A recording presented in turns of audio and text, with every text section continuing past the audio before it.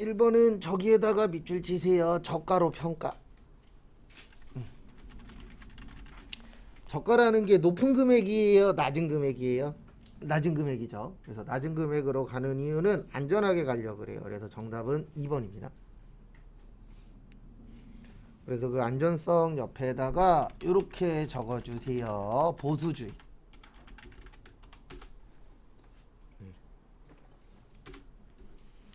그래서 보수 그러면 뭐 딴 거 없고요. 안 바뀌는 거예요.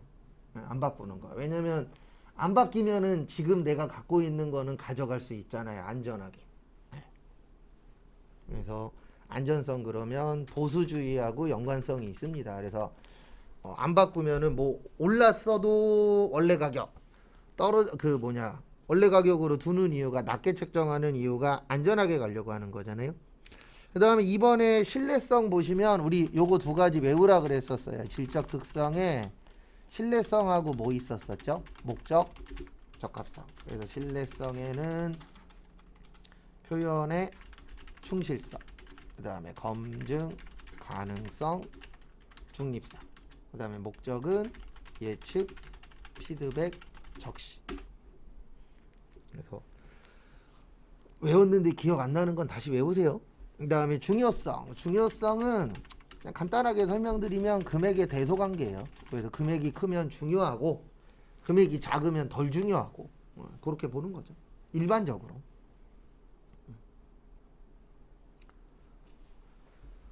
그 다음에 2번은 저기에다가 밑줄 치세요. 결산.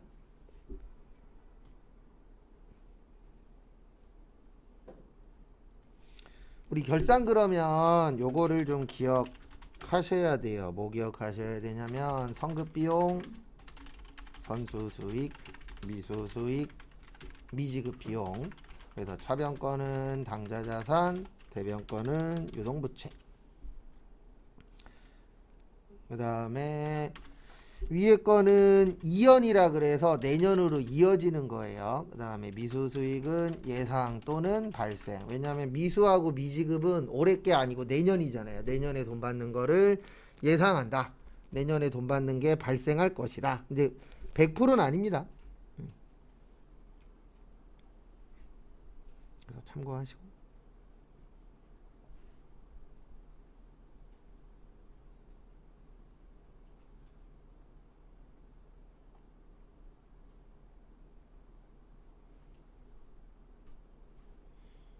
그래서 그 부분은 참고하세요. 그 다음에 거기에다가 성금 밑에다가 자산, 그 다음에 미지급 밑에다가 부채 한번 쭉 적어보세요.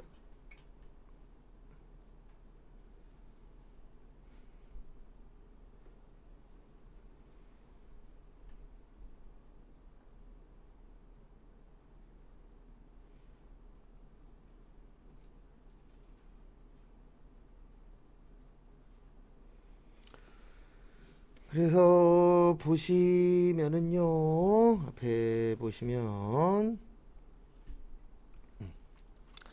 거기 보시면 성급보험료는 자산이에요.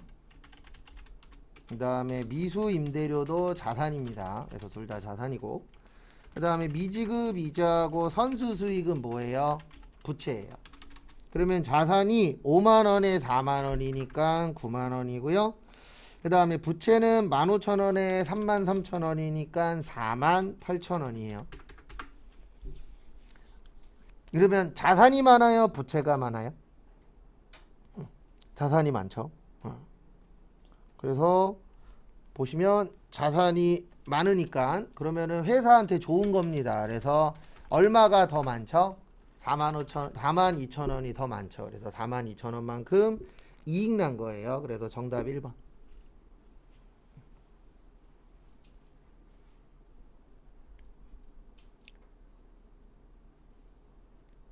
그 다음에 3번. 저기에다 밑줄 치세요. 저가법. 우리 외운 것 중에 저가법이라고 있어요? 없어요? 있어요. 그래서 앞에 보시면은요. 우리 이거 있었죠. 재고자산 평가 손실 무슨 법 쓴다? 저가법 쓴다. 그 다음에 매출 원가에서 처리한다라고 한 적이 있었었죠. 그래서 정답은 3번이세요. 저가법은 유가증권에서 쓰는 게 아니고 무슨 자산에서 쓰는 거예요? 재고자산. 그래서 우리가 어쨌든 시험에 합격하려면 일부 이론 문제는 기억이 잘 나야 돼요. 그래서 남은 기간 동안에 무슨 연습을 많이 하셔야 되냐면은요. 저거 연습을 많이 하셔야 돼요. 무슨 연습 많이 하셔야 되냐면 절대로 시험에서는 전체 글씨를 다 안 줘요. 일부만 주거든요. 그거 가지고 외운 거랑 연결하는 연습을 많이 하셔야 돼요. 왜냐면 여기에서는 저가법 그러면 저거밖에 없잖아요. 우리가 기억해야 될 것 중에서.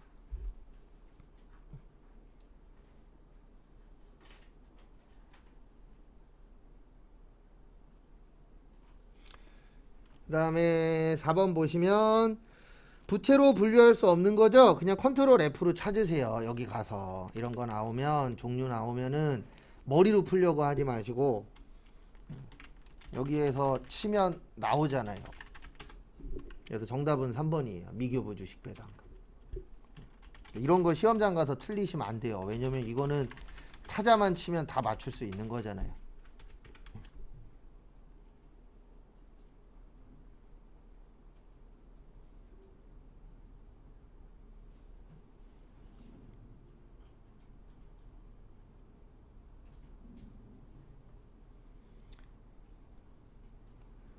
그 다음에 다음 것도 보시면은요 5번 영업의 비용이 아닌 것은, 그래서 이것도 컨트롤 F로 찾으시면 3번 나와요. 그리고 이거 입력하실 때 주의하셔야 되는 점이 띄어쓰기 하면 안 돼요. 그냥 무조건 붙여서 찾으세요. 그래서 매도 가능 증권 평가 손실은 여기 나와요. 기타 포괄 손익 누계액이라 그래서 얘 자본입니다. 그래서 정답은 3번. 그러니까 이런 것들은 4번 5번처럼 종류 물어보면 무조건 컨트롤 F로 하세요.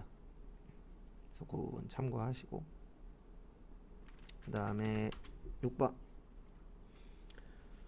변동비하고 고정비입니다. 그래서 우리 총변동비는 증가, 단위당 변동비는 일정, 총고정비는 일정, 그 다음에 단위당 고정비는 감소, 조업도가 뭐 할 때요?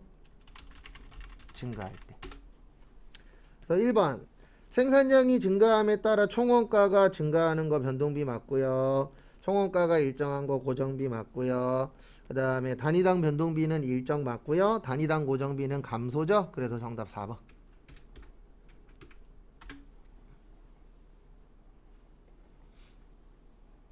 그 다음에 7번 다음 중 일반적으로 제조 원가에 포함되지 않는 것은, 컨트롤 F로 찾으시면 1번 나옵니다. 광고 선전비는 판매비와 관리비요.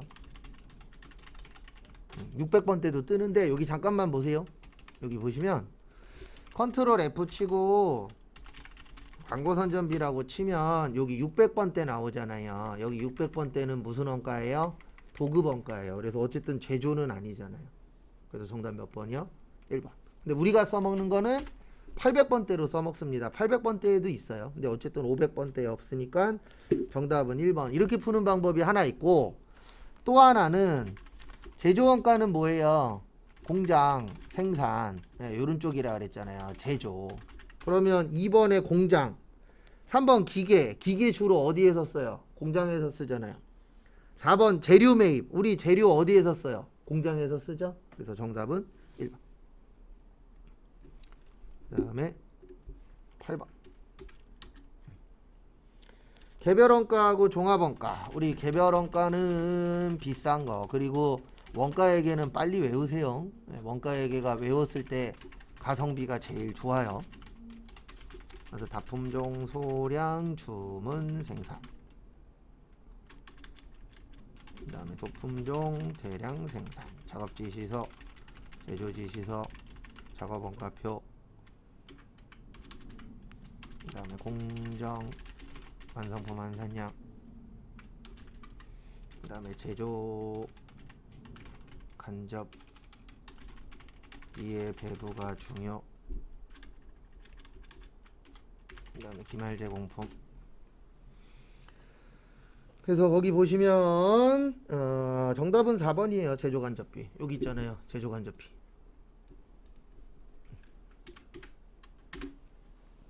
그 다음에 9번의 별표 3개.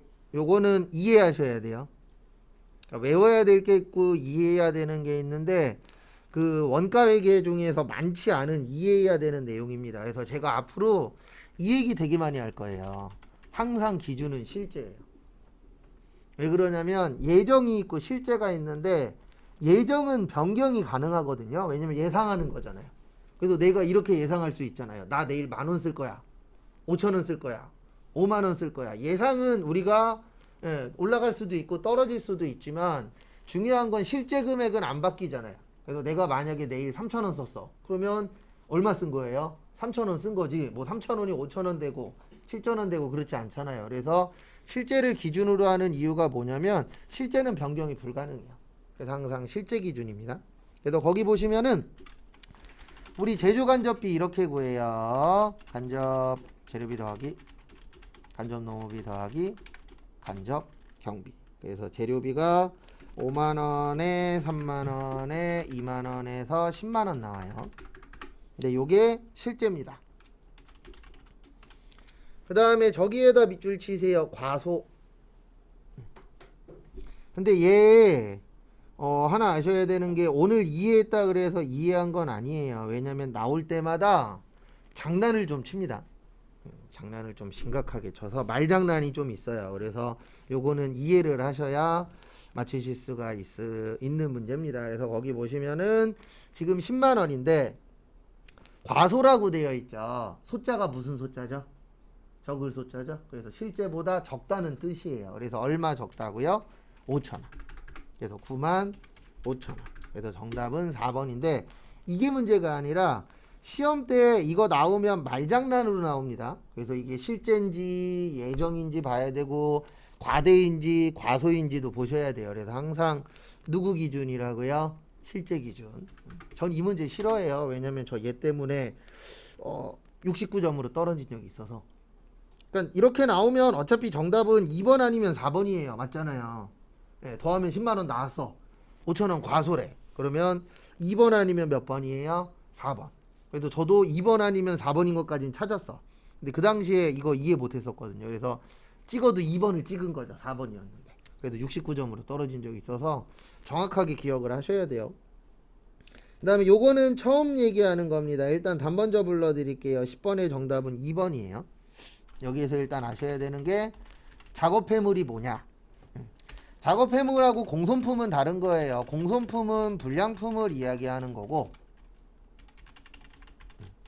작업폐물은 우리 회사에서 쓸모없는 걸 작업폐물이라고 표현을 합니다. 그래서 뭐가 있냐면은 이런 거예요. 뭐냐면은 목재 회사 있죠. 네, 목재 회사에 뭐 톱밥 같은 거. 그 다음에 쇠 관련된 회사의 남은 쇠들. 그래서 우리 가구 회사로 쓰는 게 낫겠다. 가구 회사들 보면 나무 잘라서 가구 만들잖아요. 근데 그 자를 때마다 톱밥이라고 나옵니다. 그러면 그거 버려요? 아니에요. 그거 팔아요. 어디에다 파냐면 대표적으로 양계장. 그런 데에다가 팝니다. 그래서 이 작업 폐물은 뭐냐면 우리 회사에서는 쓸모 없는 거예요. 근데 남의 회사한테는 쓸모 있는 거. 그래서 우리 쇠 관련된 회사들도 보면 쇠 같은 거 자르다 보면 남는 거 있거든요. 우리 회사에서는 쓸모가 없어. 근데 이거 팔아요, 안 팔아요? 팔아요. 네, 그런 것들을 작업 폐물이라고 합니다. 그러면 어떤 문제가 생기냐면 이런 문제가 생겨요.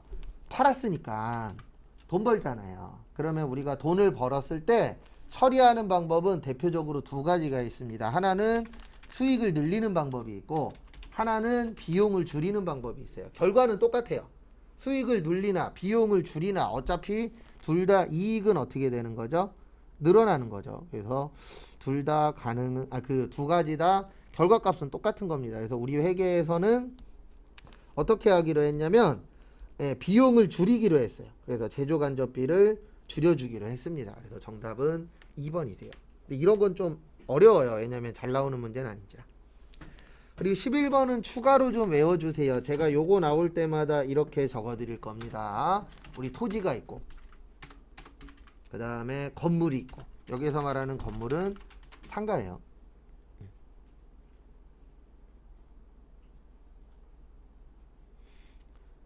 그 다음에 국민주택 규모 초과가 있고 국민주택 규모 이하가 있어요. 그래서 초과 그러면 그냥 큰 평수 30평 넘는 거, 국민주택 규모 이하 그러면 30평보다 작은 거라고 생각하시면 돼요. 그리고 사고 파는 걸 매매라 그러고, 그 다음에 빌려주는 걸 뭐라 그래요? 임대라고 합니다. 그래서 스멀스멀 또 이제 뉴스나 신문에서 매매 가격이 오르고 있다라고 하는데, 중요한 거 하나 있습니다. 매매 가격이 오르든 뭐하든 사실 분은 사시는데, 중요한 거는 지금 사는 게 문제가 아니라 나중에 팔 때가 문제예요. 여러분들 사시면 일반적으로 집 사면 몇 년은 쓰죠? 5년에서 10년은 살잖아요. 집 한번 사면. 그럼 만약에 내가 5년 후에, 아니다, 10년 후로 볼게요. 10년 후에 이사 간다라고 봤을 때 10년 후에 결혼할 사람이나 아니면 집을 살 수 있는 사람이 지금보다 많아요, 적어요? 적어요. 그게 제일 문제예요. 딴 게 문제가 아니고, 집으로 돈 벌려고 하시는 분들이 저게 제일 문제예요. 뭐가 문제냐면 이제 집 남아 돌아요. 일본만 해도 지금 100만 가구인가가 남는데요. 50만 가구였나 100만 가구였나 어쨌든 어마무시하게 남아 있어요. 근데 일본이 지금 출산율이 1.5인가 1.6이거든요. 근데 대한민국은 몇이죠? 0.78이잖아요. 그러면 엄청나게 빨리 줄어드는 거예요. 저도 처음엔 잘못 알아갖고 1.0이면 지금 인구가 유지되나 보다라고 생각했는데 2.0이 유지예요. 왜냐면 결혼을 2명이서 하잖아요. 그래서 애를 하나 낳으면 그게 1.0이래요. 그러면 0.78이면은 어마무시하게 빨리 떨어질 거라, 앞으로는 집 사서 거주 목적으로 사셔야지, 이걸로 돈 벌 목적이면 후회 많이 합니다. 이걸로 돈 벌기가 이제 한 두세 배 더 힘들어질 거예요, 과거보다. 그리고 요것만 외우세요. 토지만. 아이고, 토지의 매매는 죄송합니다, 과세가 아니고 면세예요. 그 다음에 임대는 과세예요. 요것만 외우시고 나머지는 돈으로 연관하시면 돼요.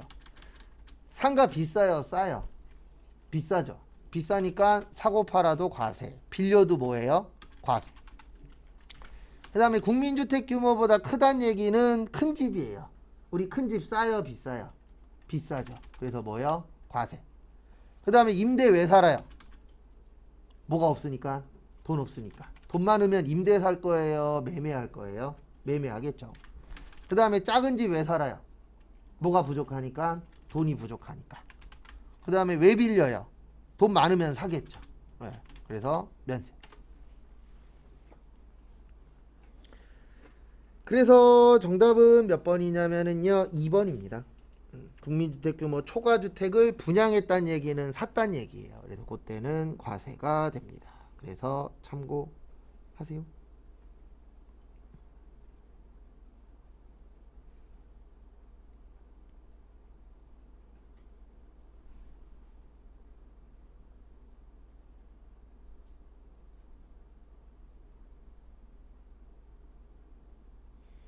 그 다음에 12번, 요거 가끔씩 나옵니다.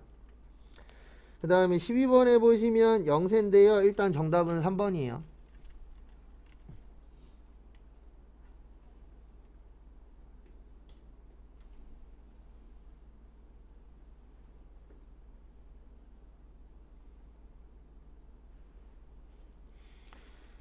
그래서 앞에 보시면은요, 우리 12번 보시면 영세율은 이렇게 되어 있습니다. 어떻게 되어 있냐면은요, 영세율은 완전 면세제도라고 해요. 그 다음에 면세는 불완전 면세제도라고 합니다. 그래서 영세율 같은 경우에는 주로 수출, 그 다음에 면세는 이제 뭐 기초생활 필수품 같은 것들. 그래서 정답은 3번이에요. 기초생활 필수품은 영세가 아니고 면세예요. 그 다음에 이제 영세율 같은 경우에는 수출 관련된 거고, 그 다음에 우리 그 영세 4가지 있었죠. 그거 잘 기억하시고, 그 다음에 환급이 가능합니다. 그것도 조기 환급해줘요. 15일.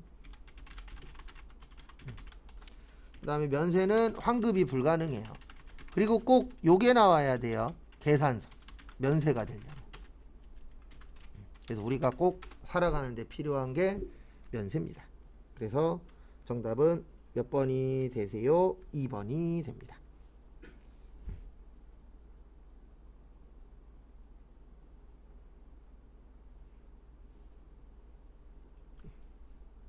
다음에 13번.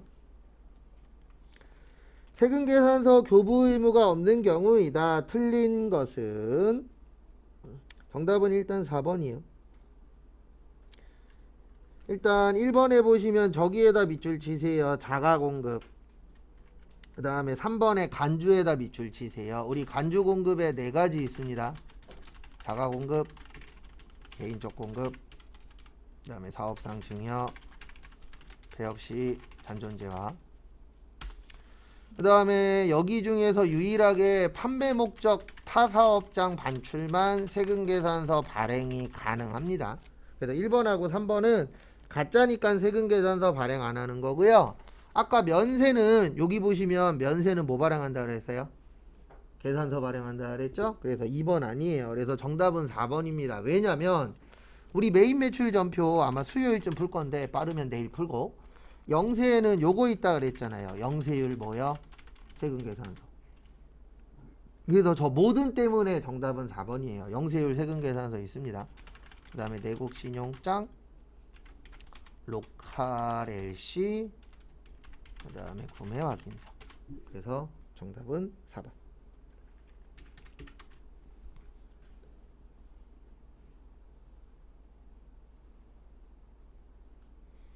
그 다음에 14번. 저기에다 밑줄 치세요. 증빙불비가산세. 우리 증빙에 대표적으로 4가지 있다 그랬어요. 세금계산서, 계산서, 신용카드, 현금 영수증. 일단 정답은 2번입니다. 3만원이에요. 거기 10만원으로 되어 있죠? 10만원이 아니고 3만원입니다. 10만원은 저 처음 배웠을 때, 옛날에. 그래서 3만원 밑으로는 안 내려갈 거예요. 왜냐면 이거 한번 만원으로 내린 적이 있었는데 그때 반발이 너무 심해서 만원으로 내렸다가 다시 3만원 됐어요. 왜냐면 여러분들 아시잖아요. 요즘 만원짜리 갖고 나가서 살 게 있어요? 없어요? 없어요. 과자도 큰 거 2봉 들면 만원이에요. 시대가 워낙에 이제 물가 상승률이 많이 올라가 있는 상태이기 때문에. 그래서 10만원이 아니고 3만원입니다. 그리고 법정증비 불비하면은요 100분의 2만큼 세금 내세요. 그래서 나중에 실무 가시면 3만원 넘는 건 무조건 저 증빙 중에 하나로 받으셔야 돼요. 그래서 제일 편한 거는요 카드 주세요. 무조건. 요즘 웬만한 데 카드 거래 다 되잖아요. 그럼 카드가 왜 편하냐면은 만약에 이럴 수도 있잖아요. 저도 몇 번 있었는데 깜빡했어. 그 사람이 뭔가를 샀는데. 근데 깜빡해도 카드는 잡기가 편한 게요. 날짜 되면 카드 내역서 다 오잖아요. 그래서 카드 내역서 오면은 등록되어 있는 거 확인하거든요. 빼먹은 거 있나? 그래서 카드로 하시는 게 좋아요. 그 다음에 15번 특별공제. 일단 저기 1번에 저기에다 밑줄 치세요. 경로우대.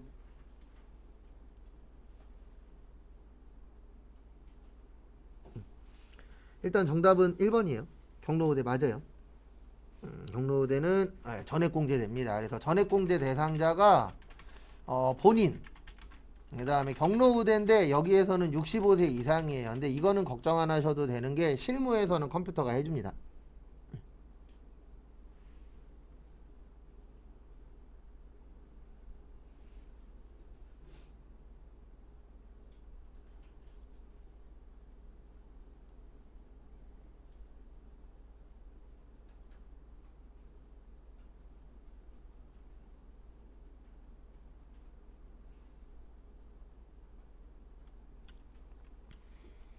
그 다음에 장애인,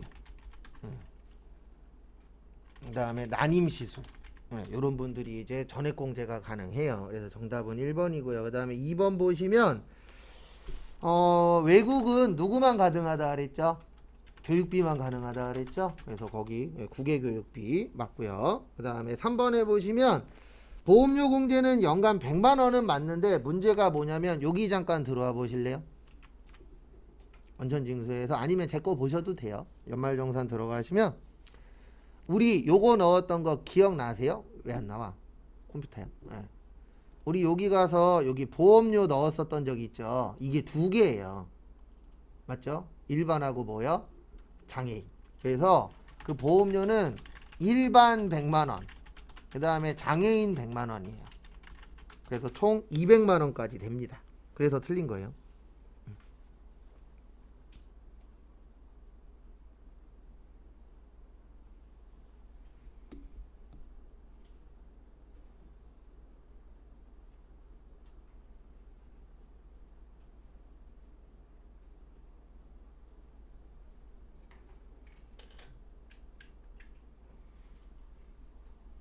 그래서 이거 참고하시고, 그 다음에 4번 보시면 근로소득자가 국방원금을 지출한 때에는 종합소득의 범위 내에서 전액공제 안 돼요. 이거 일반 세율이 있습니다. 그래서 정답은 1번이세요. 그 다음에 16번부터 30번까지 풀어보세요.